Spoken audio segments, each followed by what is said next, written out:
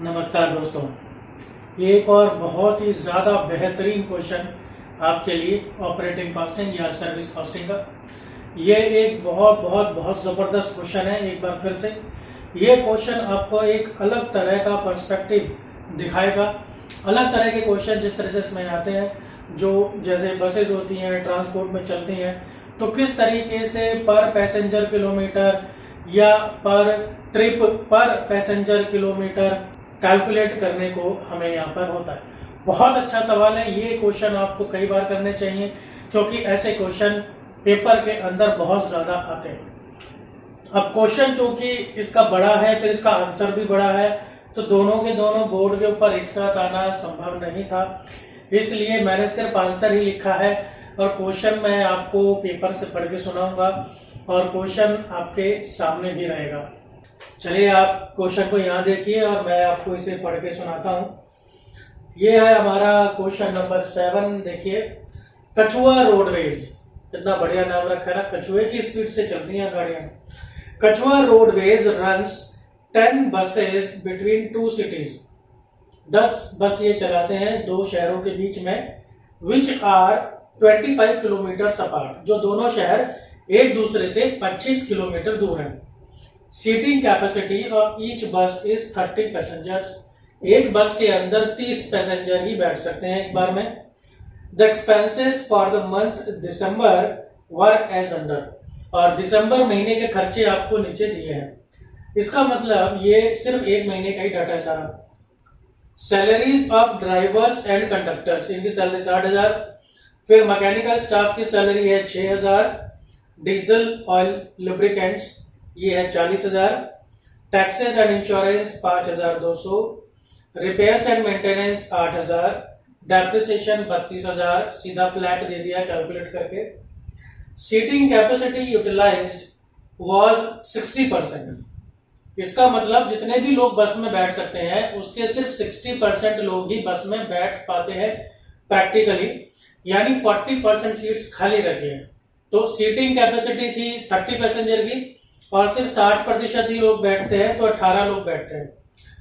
All the buses run 25 days for the month, और पूरे महीने बस नहीं चलती है, महीने के अंदर 25 दिन ही बस चलती है। ईच बस मेड 4 राउंड ट्रिप्स डेली, और हर एक जो है 4 राउंड ट्रिप मारती बस। राउंड ट्रिप का मतलब क्या हुआ? राउंड ट्रिप का मतलब होते हैं जाना और आना, ये एक राउंड ट्रिप है।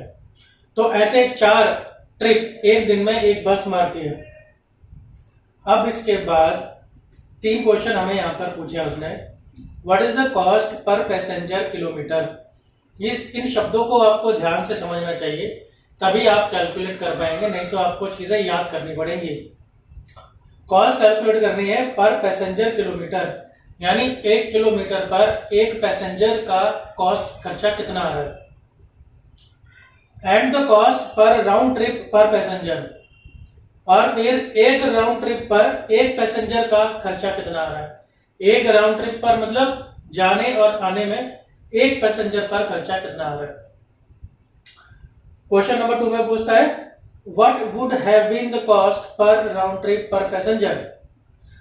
एक राउंड ट्रिप यानी आने जाने पर एक पैसेंजर पर खर्चा कितना होगा यदि the seating capacity utilization were to go up by 80%, और अगर सीटिंग कैपेसिटी 80% हो जाए, जो पहले 60% थी, अगर वो बढ़कर 80% हो जाए, तब आप बताओ कितना होगा उसका एक राउंड ट्रिप पर एक पैसेंजर का खर्चा। Plus what would have been the cost per round trip per passenger. फिर से बताइए, एक राउंड ट्रिप पर एक पैसेंजर का खर्चा कितना होगा यदि ऑल द एक्सपेंसेस, सारे के सारे खर्चे, अदर देन डेप्रिसिएशन, सारे खर्चे डेप्रिसिएशन को छोड़कर, were to go up by 20%, अगर 20% वो खर्चे बढ़ जाए, at a seating capacity utilization of 80%, और सीटिंग कैपिटलाइजेशन कितना हो 80% का हो।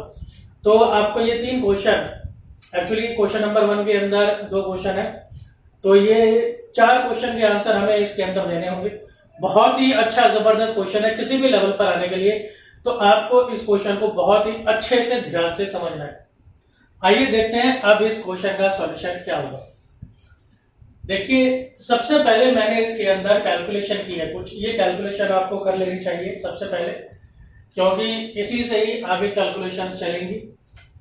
तो सबसे पहले मैं इसमें कैलकुलेट करने जा रहा हूं पैसेंजर किलोमीटर। ये पैसेंजर किलोमीटर आप देख रहे हैं क्वेश्चन में बार बार इस्तेमाल हो रहा है, तो पता होना चाहिए पैसेंजर किलोमीटर कितना है। और ये होता क्या है, इसका मतलब है कि सारे के सारे पैसेंजर टोटल कितने किलोमीटर चले हैं आने जाने में, क्योंकि इसके अंदर आने जाने का मामला है, यानी राउंड ट्रिप है। तो टोटल कितना डिस्टेंस कवर किया है वो यहाँ पर हम देखते हैं। सबसे पहले तो ये है आपका डिस्टेंस, देखिए 25 किलोमीटर, इसे ध्यान से समझिएगा। 25 किलोमीटर एक सिटी का दूसरी सिटी से डिस्टेंस है, यानी जाने में लगे 25 किलोमीटर, लेकिन फिर वो जाके वापस भी आ रहा है क्योंकि राउंड ट्रिप की बात हो रही है, तो इसलिए वापस भी आएगा, इसलिए इंटू 2। ठीक है जी, तो ये हो गए आपके किलोमीटर। फिर 4 ट्रिप लग रहे हैं, 4 राउंड ट्रिप लग रहे हैं, ये तो एक राउंड ट्रिप हो गया, इंटू कर देंगे 4, क्योंकि एक दिन के अंदर 4 राउंड ट्रिप लग रहे हैं एक बस के। फिर 10 बस है, इसलिए 10 से मल्टीप्लाई कर देंगे। अगर इतनी बात करें तो ये तो हुआ एक बस का, 10 बस है तो 10 से मल्टीप्लाई कर दिया। फिर 25 दिन ऐसा हो रहा है, इसलिए 25 से मल्टीप्लाई कर दिया, और 50,000 किलोमीटर हमारा आ गया, ये डिस्टेंस है। इतना डिस्टेंस टोटल यहां पर कवर हुआ है। अब अगर देखें कि भाई सीटिंग कैपेसिटी कितनी यूज हो रही है, तो उसने कहा है कि 60% यूज हो रही है, तो हम 30 पैसेंजर का कर देंगे 60%, यानी कि 18 पैसेंजर, यानी एवरेजली एक बस के अंदर 18 पैसेंजर ही बैठ रहे हैं प्रैक्टिकली। अब हम क्या करते हैं, अब आते हैं पैसेंजर किलोमीटर पे। देखिए total passengers kilometre in a month.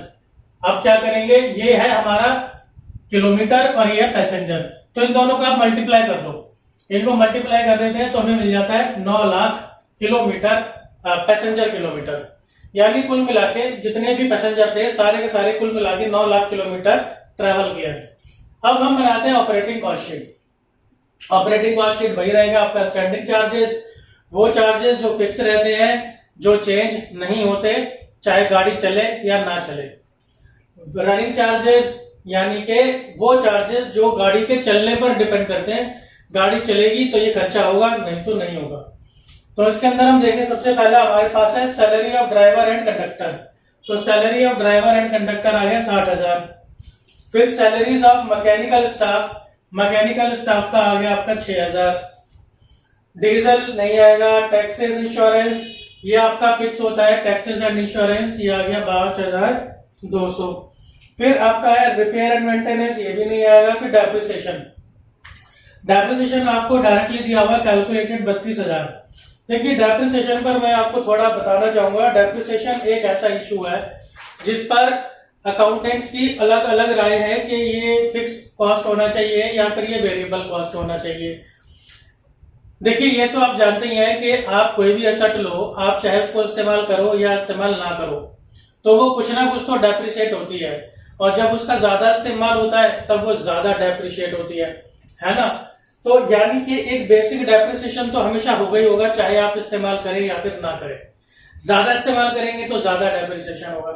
तो इसलिए कुछ अकाउंटेंट्स का ये कहना है कि ये फिक्स है, क्योंकि डेप्रिसिएशन तो होगा ही होगा। आज आप एक गाड़ी खरीद लाओ, कल बेचो तो उसकी कुछ वैल्यू गिर चुकी होगी। तो इसलिए कुछ अकाउंटेंट्स का ये कहना है कि ये जो है फिक्स कॉस्ट है डेप्रिसिएशन अकाउंटिंग के हिसाब से। दूसरी तरफ कुछ अकाउंटेंट कहते हैं कि नहीं भाई ये वेरिएबल कॉस्ट है। जैसे ये हमारा ट्रांसपोर्ट वाला जो बिजनेस होता है, ट्रैवल एजेंसी वाला, इसके अंदर क्या होता है कि गाड़ियां ज्यादा चलती हैं, खूब चलती हैं, दिन रात चलती हैं, इस वजह से उनके अंदर डेप्रिसिएशन ज्यादा होता है। और यहाँ पर जो डेप्रिसिएशन है वो उनके रनिंग पर डिपेंड करता है, जितना ज्यादा चलेगी उतना ज्यादा डेप्रिसिएशन होगा। तो इस वाले जो बिजनेस होते हैं इसके अंदर जनरली हम क्या मानते हैं कि वो जो डेप्रिसिएशन है वो होगा वेरिएबल कॉस्ट, क्योंकि वो उसके ज्यादा चलने से ज्यादा होगा।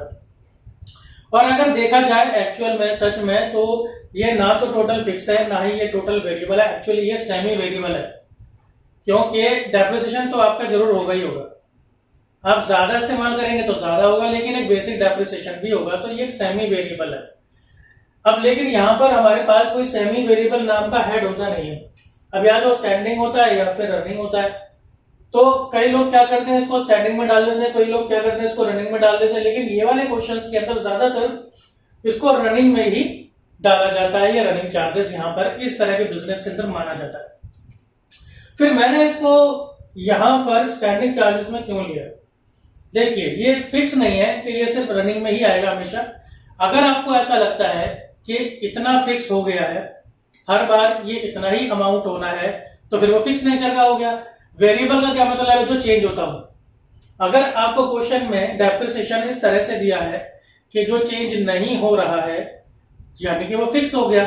जैसे इस क्वेश्चन के अंदर डेप्रिसिएशन दिया है 32,000, ये कैलकुलेटेड दिया है, हमें कैलकुलेट करना इस क्वेश्चन के अंदर नहीं पड़ा है। तो मैं ये मान के चल रहा हूं this depreciation is taken as 30,000 every month. मैं ये मान के चल रहा हूं कि ये 32,000 का डेप्रिसिएशन हर महीने ही हो रहा है। अगर 32,000 का डेप्रिसिएशन हर महीने हो रहा है तो वो फिक्स हो गया। आप चाहे तो इसको रनिंग के अंदर भी डाल सकते हैं, तब भी कोई गलती नहीं है, लेकिन जो भी आप ट्रीटमेंट करेंगे उसके लिए आपको नीचे नोट देना चाहिए।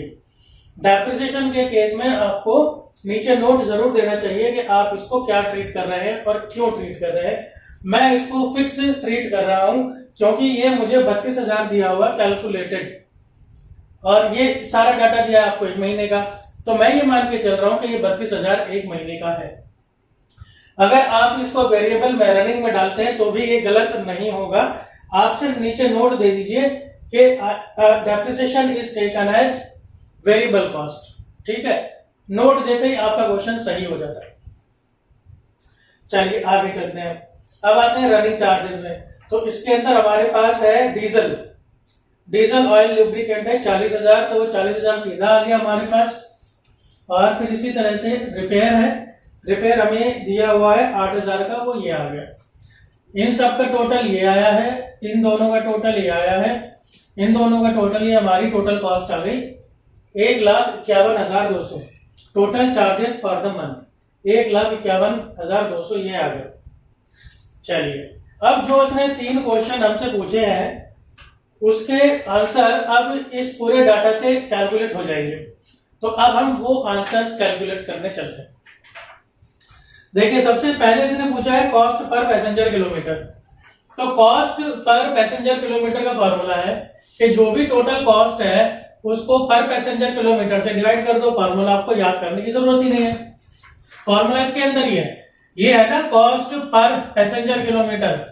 तो आप क्या करो, ये पर का मतलब होता है ये ऑब्लिक, बस। तो कॉस्ट ऊपर आ गया, पैसेंजर किलोमीटर नीचे आ गया।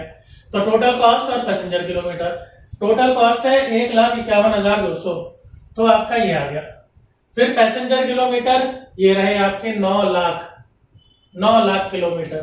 तो 9 लाख किलोमीटर आपके ये आ गए, और ये आया आपका पहला answer 0.168 rupees per passenger kilometre. इसी का दूसरा हिस्सा, अब बताइए cost per round trip per passenger. अब एक राउंड का और एक पैसेंजर किलोमीटर बताइए। ऊपर वाले में क्या था कि सिर्फ पैसेंजर किलोमीटर था, टोटल जितना चला उसके हिसाब से, टोटल चला 9 लाख किलोमीटर, तो उसके हिसाब से। अब ये पूछ रहा है कि सिर्फ ये बताओ एक बार जाने और एक बार आने, एक राउंड हो गया, सिर्फ इस जाने और इस आने का पर पैसेंजर किलोमीटर कितना खर्चा है। देखिए, जाने आने में लग रहे हैं आपके 50 किलोमीटर, ये मैंने आपको बता ही दिया, यहां पर बताया था, है ना। और ये वाली इसकी कॉस्ट हो गई, इसे मल्टीप्लाई कर दिया, ये हमारा आ गया दूसरा आंसर। पहले का ही दूसरा आंसर 8.40 रुपए। अब आप देखेंगे कि यही वाले जो फॉर्मूलाज हैं वो भी आगे यूज होंगे, बट कुछ कंडीशन वो लगाएगा, उस हिसाब से हम चेंज कर देंगे। तो सेकंड में उसने क्या करा है कि ये जो 60% है ना आपका यूटिलाइजेशन, इसको उसने कर दिया 80%। तो हम क्वेश्चन में इस 60% को कर देंगे 80%। कैसे? फॉर्मूला देखिए सेम है, कोई दिक्कत नहीं है, फॉर्मूला ये वाला लगेगा। तो ऊपर आपकी वही कॉस्ट आ गई 1,51,200। अब नीचे देखिए, अगर आप पहले इसको देखिए कि हमने ये पैसेंजर किलोमीटर कैसे कैलकुलेट करे थे। हमने 50,000 को मल्टीप्लाई किया था 18 पैसेंजर से, तो 50,000 तो आपका ये फिक्स आ गया। फिर ये 18 पैसेंजर कैसे आया था आपका, 18 आया था ऐसे, 30 पैसेंजर का 60%। अब यहां चेंज आ जाएगा, तो 30 सीट का आप कर देंगे 80%, बस। तो ये वाला सॉल्व करके आपका आएगा 12 लाख, इसको डिवाइड करेंगे आप तो ये आ जाएगा 0.126 पर पैसेंजर किलोमीटर। और तीसरा आखिरी है, अब वो कॉस्ट को बढ़ाने की बात कर रहा है, डेप्रिसिएशन को छोड़ के बाकी की जो कॉस्ट है उसको 20% बढ़ा दीजिए। तो आप क्या कीजिए, अब एक्सपेक्टेड कॉस्ट यानी कॉस्ट हम जो बढ़ा रहे हैं तो उसके बाद कितनी हो जाएगी, तो ये जो टोटल कॉस्ट थी इसमें से आप डेप्रिसिएशन निकाल दो, क्योंकि उसने कहा है डेप्रिसिएशन को छोड़ के बाकी की कॉस्ट बढ़ेंगी। तो टोटल कॉस्ट में से डेप्रिसिएशन निकाल दिया और बाकी की कॉस्ट को मैंने कर दिया 120%, क्योंकि 20% बढ़ाने की बात कर रहा है ना, तो 20% बढ़ाने की बात कर रहा है तो आप कर दो इंटू 120%। अगर 40% बढ़ाने की कहता है तो आप कर दो 140%। अगर 10% घटाने की बात करता है तो आप कर दो 90%। तो बढ़ी हुई कॉस्ट ये कितनी आगे बढ़ने के बाद 1,43,040। लेकिन अब ये टोटल कॉस्ट नहीं है, हमने इसमें से डेप्रिसिएशन निकाल दिया था, उस डेप्रिसिएशन को हम दोबारा जोड़ देंगे। अब ये टोटल कॉस्ट आ गई हमारे पास 1,75,040 रुपए। अब हम फिर वही लगाएंगे formula cost per passenger kilometre का। अब कॉस्ट आ जाएगी हमारी ये वाली जो हमने नहीं कैलकुलेट की, और डिवाइडेड बाय, अब ये पैसेंजर किलोमीटर कौन से आएंगे, पैसेंजर किलोमीटर आएंगे वो जो 80% कैपेसिटी पर थे। इसने आगे बोला ये इस क्वेश्चन के अंदर जो 80% कैपेसिटी पर है, 80% कैपेसिटी वाले पैसेंजर किलोमीटर देखिए ये रहे, यानी कि ये 12 लाख, इसलिए ये 12 लाख आएगा। और इसको डिवाइड करके आपको आंसर मिलता है 0.146 रुपीज। लेकिन ये जो है अभी सिर्फ ये पर पैसेंजर किलोमीटर है, और उसने हमसे पूछा है राउंड ट्रिप वाला। ये मैंने शॉर्ट फॉर्म में लिखा हुआ है cost per round trip passenger kilometre, तो ये वही है। तो देखिए 50 किलोमीटर हो गया राउंड ट्रिप का, और इसी से आप मल्टीप्लाई कर दीजिए और ये आपका दूसरा वाला आंसर आ जाएगा, फाइनल वाला 7.29 रुपीज। तो ये है आपकी राउंड ट्रिप वाली पर पैसेंजर की कॉस्ट। ये दोस्तों बहुत ही अच्छा सवाल है। अगर क्वेश्चन ऐसे क्वेश्चन पेपर के अंदर बहुत आते हैं, पूरे इंडिया में सब जगह बहुत आते हैं। अब ये डिपेंड करता है कि वो आपको कितने लेवल का क्वेश्चन देना चाहता है। वो चाहे तो ये वाला थर्ड पार्ट इसका हटा सकता है, वो चाहे तो इसके अंदर कोई ये सेकंड वाला पार्ट हटा सकता है, तो इस तरह से वो कुछ भी कर सकता है। लेकिन ये जो सारी कैलकुलेशन जो हमने की है, ये आपका दिमाग खोलने के लिए बहुत काम आएगा कि किस तरीके से हमने ये पैसेंजर किलोमीटर वाले क्वेश्चन करने हैं। ये एक बहुत बढ़िया फुल फ्लैज क्वेश्चन है, ये आपको और कई सारे क्वेश्चन सॉल्व करने में मदद करेगा। अगर आपको कोई भी डाउट है तो आप जानते हैं कि आप बात कर सकते हैं, और इसी तरह की वीडियोस देखते रहिए, पढ़ते रहिए। मिलता हूं मैं आपसे अगली वीडियो में। धन्यवाद।